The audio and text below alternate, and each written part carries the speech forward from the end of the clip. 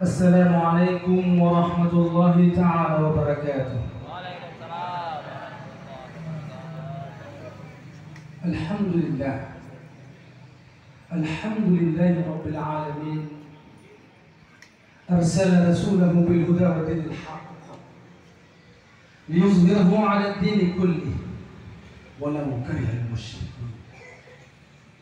Ashhadu an la ilaha illallah wahdahu la syarika lah wa ashhadu anna Muhammadan 'abduhu wa rasuluh la nabiyya ba'dahu. فيا أيها الحاضرون رحمكم الله أوصي نفسي وإياكم بتقوى الله فقد فاز المتقون فلا تموتن إلا وأنتم مسلمون. يا أيها الذين آمنوا اتقوا الله حق تقاته ولا تموتن إلا وأنتم مسلمون. وقال تعالى في الآية الأخرى يا أيها الذين آمنوا اتقوا الله وقولوا قولا سديدا يصلح لكم أعمالكم ويغفر لكم ذنوبكم ومن يطع الله ورسوله فقد فاز فوزا عظيما. وقال تعالى لقد كان لكم في رسول الله أسوة حسنة. وقال تعالى فبما رحمة من الله لنت لهم ولو كنت فظا غليظ القلب لانفضوا من حولك فاعف عنهم واستغفر لهم وشاورهم في الأمر فإذا عزمت فتوكل على الله إن الله يحب المتوكلين. صدق الله العظيم. Yang terhormat Ketua Pengurus Masjid beserta jajarannya, yang terhormat Ketua Yayasan Irsyadun Nas beserta jajarannya, beserta Majelis Guru, yang terhormat Wali Santri, Bapak-bapak, Ibu-ibu yang dirahmati oleh Allah Subhanahu wa Ta'ala, yang tentu yang kita sayangi, adik-adik kita, santri kita, semoga Allah memimpin mereka menjadi anak-anak yang saleh. Amin. Allahumma amin ya rabbal alamin. Alhamdulillah, kita bersyukur kepada Allah Subhanahu wa Ta'ala dengan mengucapkan alhamdulillahi rabbil alamin. Kalimat alhamdu yang asal katanya dari hamidah, memuji. Allah Subhanahu wa Ta'ala meletakkan alif lam di awalnya menjadi alhamdu. Alif lam itu disebut dia alif lam jinsiyah. Apa namanya nak? Alif lam jinsiyah. Alif lam apa? Jinsiyah. Alhamdulillahi rabbil alamin. Alif lamnya itu disebut dia dengan alif lam jinsiyah, menunjukkan jenis. Dan faedah dari alif lam jinsiyah itu al-istiqraqiyah, mencakup keseluruhan. Oleh sebab itu di dalam terjemahannya segala puji. Andaikan ditanya dari mana datangnya segala puji-pujian itu, jawabannya cuma sedikit, karena alif lam jinsiyah, mencakup keseluruhan. Hari ini kita sering membaca alhamdulillah, tapi terkadang kita tak tahu dari mana segala puji itu. Segala puji itu datang karena alif lam jinsiyah al-istighriqiyah, mencakup keseluruhan. Apapun bentuk puji-pujian, apapun itu, alhamdulillah. Lam huruf jar, yes, huruf jar. Binilah ala firba bakat lam. Huruf jar itu lillah, faedahnya litamlik, menunjukkan kepemilikan. Segala bentuk puji-pujian itu milik Allah. Alhamdulillah. Jadi kita sebagai manusia tak penting dengan pujian itu. Karena ketika pujian diberikan kepada manusia, itu sebenarnya untuk menghancurkan manusia itu sendiri. Kenapa? Karena manusia akan menjadi sombong dengan pujian. Tetapi ketika kita memuji Allah, tak satu pun yang bisa membahayakan Allah. Makanya segala puji-pujian itu lillah, miliknya Allah Subhanahu wa ta'ala. Kita bersyukur kepada Allah hari ini. Kita dikumpulkan di tempat yang mulia, bukan karena hebatnya zikir kita, bukan karena hebatnya sujud kita, bukan karena hebatnya bacaan Al-Quran kita, tetapi kita berkumpul di tempat yang mulia ini atas pertolongan Allah Subhanahu wa ta'ala.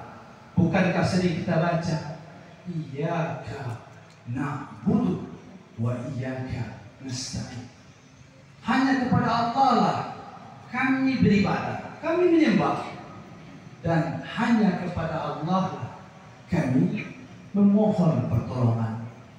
Kenapa kalimat pertolongan itu diletakkan sesudah kalimat ibadah?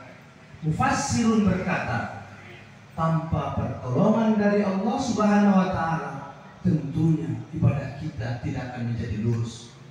Hari ini kita hadir berkumpul di tempat mulia ini karena atas pertolongan Allah Subhanahu wa ta'ala. Berkumpulnya kita hari ini yang menjadikan kita sebagai hamba yang bersyukur atas pertolongan Allah Subhanahu wa ta'ala. Barang siapa di antara kita yang bersyukur hanya sekedar sandang, pangan, dan papan, justru mereka adalah orang yang paling cepat putus asa dalam bersyukur.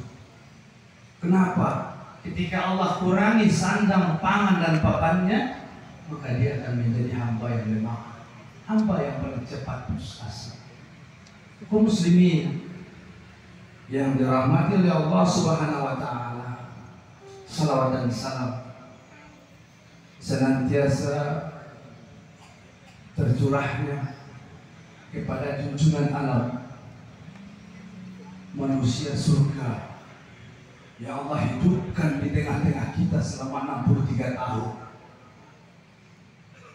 yaitu Nabi kita, junjungan alam, pimpinannya para nabi, imamnya para rasul, Nabiyuna Muhammad sallallahu alaihi wasallam. Sallallahu alaihi wasallam.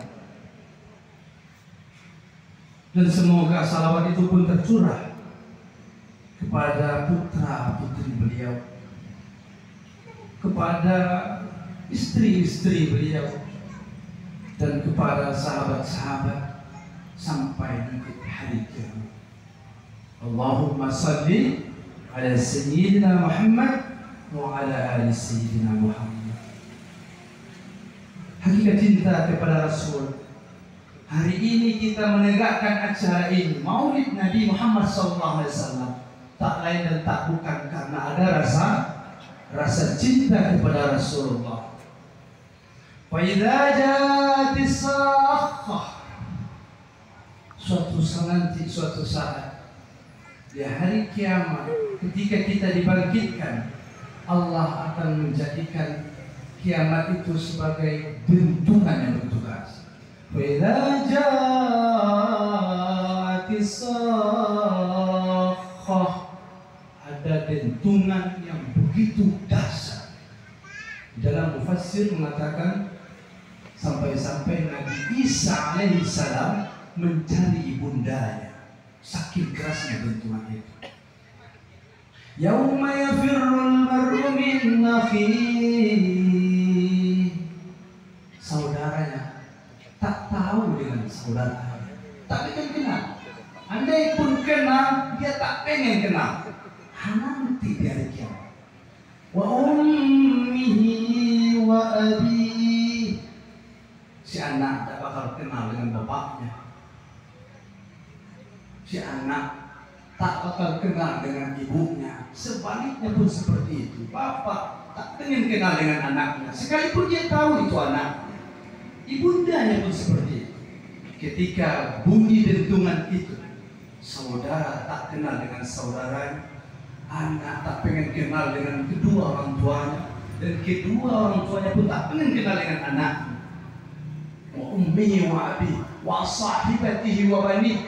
Mungkin di dunia dia bersahabat, berteman dekat, tapi di akhirat nanti dia tak bakal kenal dengan sahabat. Tetapi ada seorang hamba Allah, ibadullah, yang ingat dengan kita, yaitu Nabi Muhammad sallallahu alaihi wasallam. Cinta kepada Nabi bukan hanya fasih bersalawat, tetapi hakikat cinta kepada Nabi, bagaimana kita menyelaraskan kehidupan kita dengan Nabi Muhammad sallallahu alaihi wasallam.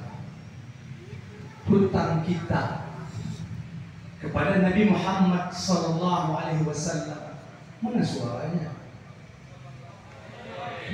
Allahumma salli sallim alaihi.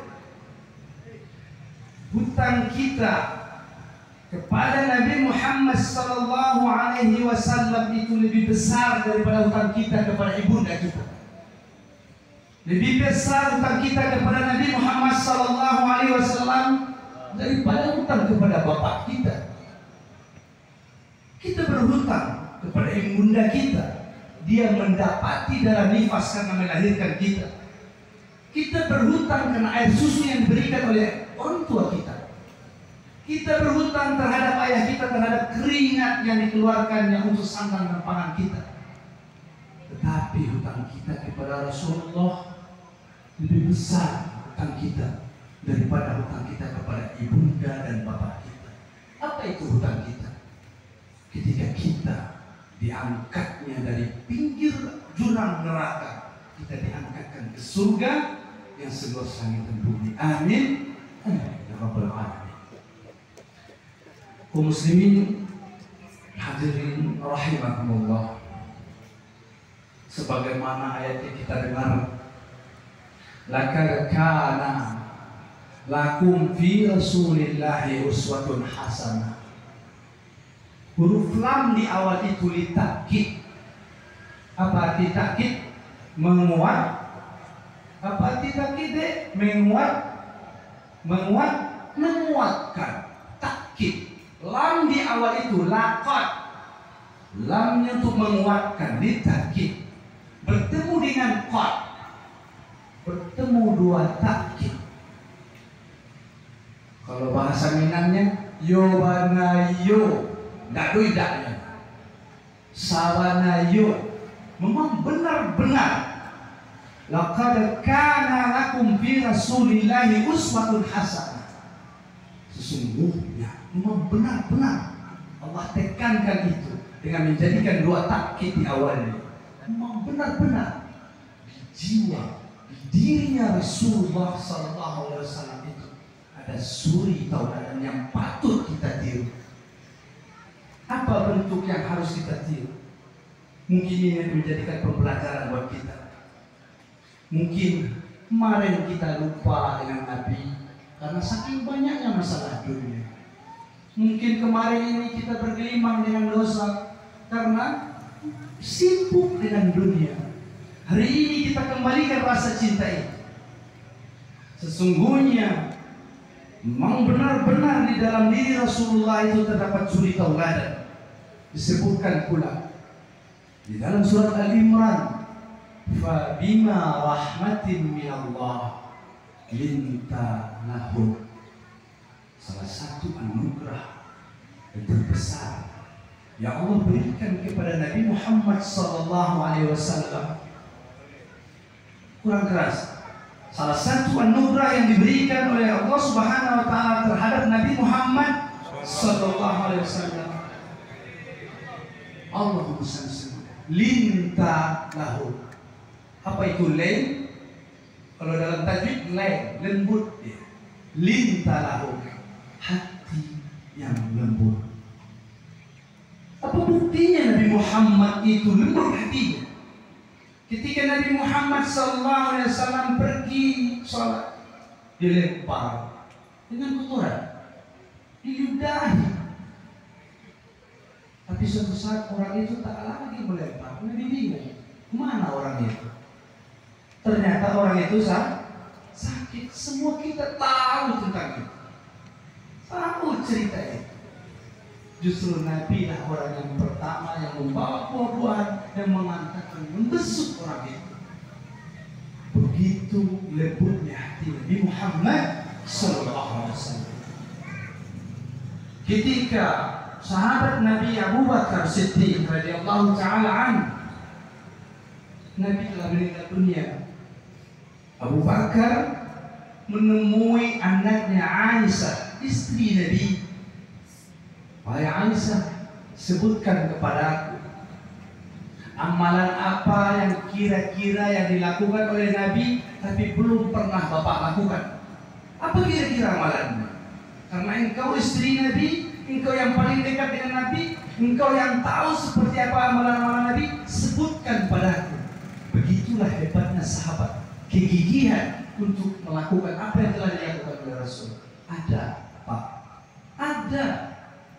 Dan itu mungkin Bapak tak bisa melakukannya. Sebutkan, cepat sebutkan. Begitu kecintaan sahabat kepada Nabi. Coba sebutkan. Nabi kalau dia selesai sholat, selalu Nabi jalan ke pasar. Masjid yang pertama dibangun, kemudian pasar. Nabi berjalan di pasar. Nabi menemui seorang kakek buta yang kafir. Buta kafir. Apa pekerjaan Nabi untuk orang tua buta itu? Nabi memberi makanan, menyuapkan beliau makanan. Dan orang buta kakek itu tak tahu yang menyuapnya itu Nabi, tak tahu dia. Dan ketika Nabi menyuapi, memberikan suapan demi suapan penuh kelembutan, si orang tua buta yang kafir itu, dia selalu mencaci Nabi. Muhammad itu gini, Muhammad itu gini, telah merubah agama nenek moyang kami. Selalu mencaci, tapi Nabi tetap memberikan suapan demi suapan terhadap kakek buta yang kafir itu, yang selalu mencaci diri Nabi. Oh, seperti itu, kata Abu Bakar. Abu Bakar begitu semangat pengen meniru apa yang dilakukan oleh Nabi. Dikerjakan oleh Abu Bakar. Setelah sholat, Abu Bakar pun hampiri kakek buta itu. Nabi telah meninggal dunia. Dan ketika Abu Bakar memberikan suapan itu, si kakek tetap mencaci, mencela Muhammad SAW. Abu Bakar pun tak terima. Rasulullah junjungan alam yang selalu dicaci. Tentunya Abu Bakar memberi suapan dengan yang kasar. Apa kata orang buta itu, yang kafir yang buta itu? Berhenti, stop. Saya tak mau makan.